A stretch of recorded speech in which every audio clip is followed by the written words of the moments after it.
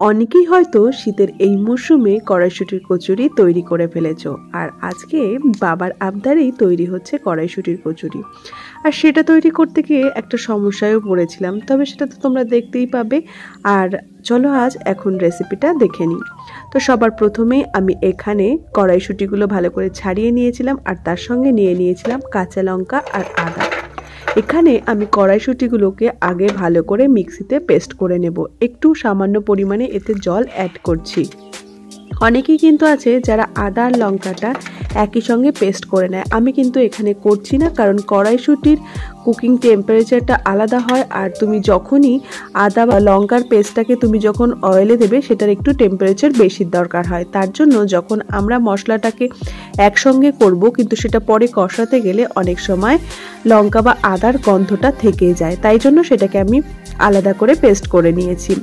তো এখানে প্যানের মধ্যে একটু সাদা তেল দিয়ে তার মধ্যে কালো জিরে ফোড়ন দিয়ে দিচ্ছি, আর 1 চামচ পরিমাণ হিং দিয়ে দিচ্ছি।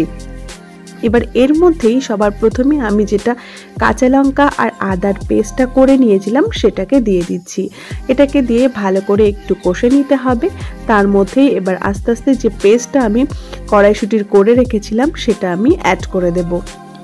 আদা আর কাঁচা লঙ্কার পেস্টটা প্রায় হয়েই এসছে, তার মধ্যে এবার আমি অ্যাড করে দিচ্ছি কড়াইশুঁটির পেস্টটা, আর তাতে দিয়ে দিচ্ছি পরিমাণ মতো নুন। আর এই যে হিংটা ইউজ করছি তার জন্য একটা কিন্তু দারুণ ফ্লেভার পেয়ে যাবে। এভাবে খানিক সময় পর দেখবে পেস্টটা অনেকটাই ড্রাই হয়ে এসেছে, তার এটা আমাদের হয়ে এসছে। তোমরা চাইলে এর মধ্যে ছাতুও অ্যাড করতে পারো। তারপরে পেস্টটা তৈরি হয়ে গেলেই এটাকে ঠান্ডা হওয়ার জন্য একটু রেখে দিতে হবে। এবার আমি একটা পাত্রে ময়দাটা মেখে নিচ্ছি। এখানে নিজেদের পরিমাণ মতো ময়দা নিয়ে নেবে, তোমাদের যেটা দরকার আছে। এবার তার মধ্যে আমি দিয়ে দিচ্ছি সামান্য পরিমাণে চিনি, নুন আর সাদা তেল। এটাকে ভালো করে আগে সবকিছু মিশিয়ে সুন্দরভাবে ময়াম দিয়ে নিতে হবে। তারপরে আস্তে আস্তে আমরা এটার মধ্যে জল অ্যাড করব। আর এই যে সাদা তেলটা দিতে গিয়েই দেখলাম যে বাড়িতে সাদা তেলের পরিমাণটা একটু কম, তাই ভাবলাম যে সাদা তেলটা না থাকলে কিভাবে কড়াইশুঁটির কচুরিটা করব। এটাই আমি সমস্যাতে পড়ে গেছিলাম। তো মা বলল ঠিক আছে, কচুরিটা সকালের জন্য থাক, এখন তৈরি করে নেওয়া যাক কড়াইশুঁটির পরোটা। তো এটাই যেহেতু বাবার খুবই ইচ্ছা হয়েছিল, তাই জন্য বাবার জন্য এটা স্পেশালি তৈরি হলো। তবে এটা ভেবো না যে কড়াইশুঁটির কচুরিটা হলো না, সেটাও কিন্তু একটু পরেই তোমরা দেখতে পাবে। তো সকাল হয়ে যাওয়ার সাথে সাথে চলে এলাম আবার রান্নাঘরে, আর এখানে এসেই ময়দাটা থেকে লেচিগুলো কেটে নিয়েছিলাম।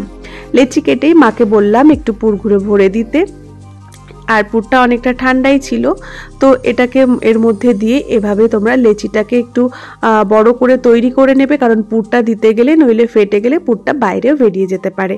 তো এইভাবে প্রত্যেকটা লেচি আমি সুন্দর করে রেডি করে নিয়েছিলাম, আর আমি বললাম যে দাও আমিও একটা একটু তৈরি করি। তো এইভাবে লেচিগুলো হয়ে গেল। এবার এটাকে বেলতে হবে। যেহেতু আমাকে ফোনটা ধরতে হয় ক্যামেরাটা অন করে, তার জন্য ভাবলাম যে মাকে একটু বলি, আর মাইকগুলো থেকে সুন্দর করে কচুরিগুলো তৈরি করে দিচ্ছিল। তো এই যে আমাদের পুরগুলো ভরা হয়ে গেছে, এবার মা এটাকে বেলে দিচ্ছে। লেচিগুলো প্রায় বেলা হয়েই গেছে, মা একটা আলাদা পাত্রে রেখেও দিচ্ছে। এবার আমি ওভেনে তেলটাকে দিয়ে দেব। কড়াইতে সাদা তেল দেওয়ার পর এটাকে একটু গরম হতে দিতে হবে, তারপর একে একে আমরা কচুরিগুলোকে ভেজে নেব। তো তেলটা গরম হওয়ার সঙ্গে সঙ্গে আমি কচুরিগুলো দিয়ে দিচ্ছি, আর এই দেখো এত সুন্দরভাবে ফুলে একদম রেডি হয়ে গেছে।